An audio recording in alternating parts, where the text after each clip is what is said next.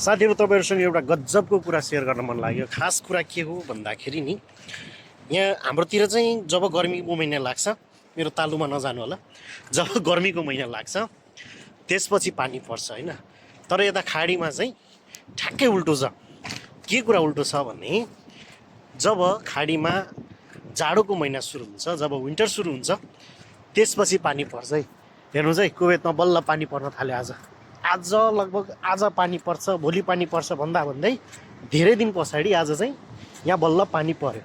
त्यो कस्तो खन्ने हो भन्दाखेरि जसरी हाम्रोतिर चाहिँ पानी परेन, पानी ढिलो पर्यो बाइ द वे यहाँ, अनि हाम्रोतिर चाहिँ जसरी ढिलो पानी पर्दाखेरि भ्यागुताको बिहा गराइदिने हैन, त्यो के पूजा लाउने हुने छ नि चलन, यहाँ पनि ठ्याक्कै त्यस्तै हुन्छ।